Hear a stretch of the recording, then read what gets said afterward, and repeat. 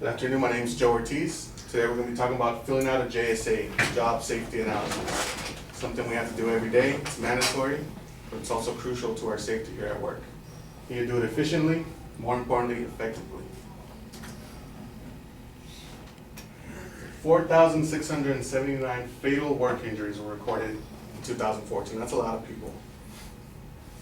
You think those people were concerned about safety? Maybe, maybe not. That's why we do JSAs. Every time you get on a job, every time you clock in on a job, before you start any work, and while you're near the unit, you want to be filling out a JSA. How do we fill out it correctly? How do we do it efficiently? It's very easy.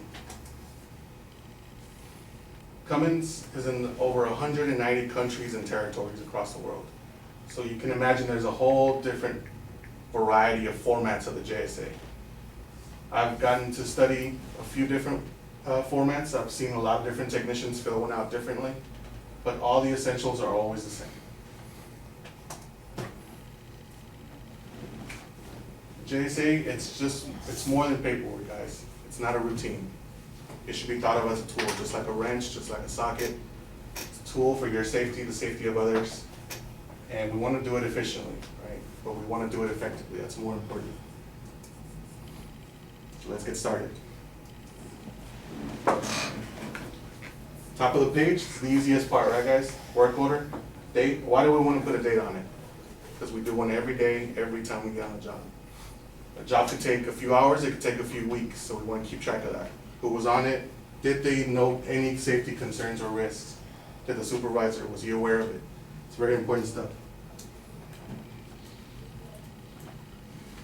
Right, so we know where the work order goes, we know where the date goes. Here we get into the meat of it. This stuff's going to make you think. Have you analyzed the job? Do you notice any safety concerns right off the top of the bat? Are your eyes going to be clear? Are you in any line of fire? Do you have pinch points? Are you rushing? Are you going to use QSOL? Yes, right? Every time? You should always fill it out while you're near the unit. How can you observe any safety hazards if you're filling it out by the time clock? It doesn't work.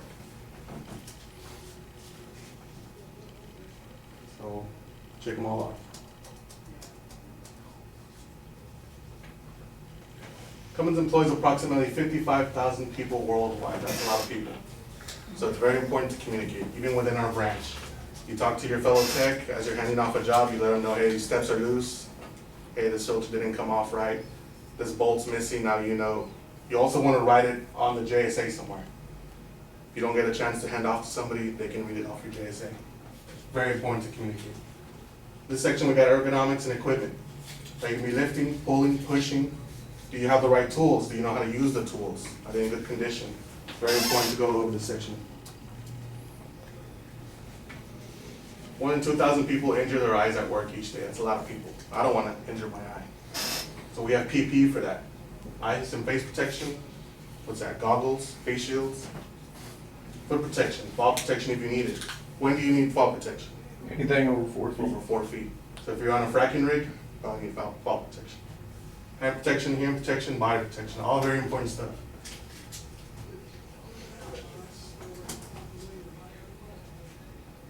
You go to this section and you just check all of them off because yeah, you've done it 1,000 times, you know what? That doesn't help anybody. Doesn't help you, doesn't help the tech that's gonna follow you, right? So you wanna make sure you go through each one. So do you have the right training for it? Are you gonna have to work alone? Are you gonna be in a confined space? Hot work, do you have the right permit for that? Wheel chocks every time, right guys? Every time we work on a unit, wheel chocks. Housekeeping, we want to keep it clean. If there's oil on the floor, you might slip on it. It's a bad day, guys. You have stop work privileges. Everybody does. If you feel the job's not safe, you can stop. Make your supervisor aware. We can make the necessary adjustments to where you feel safe.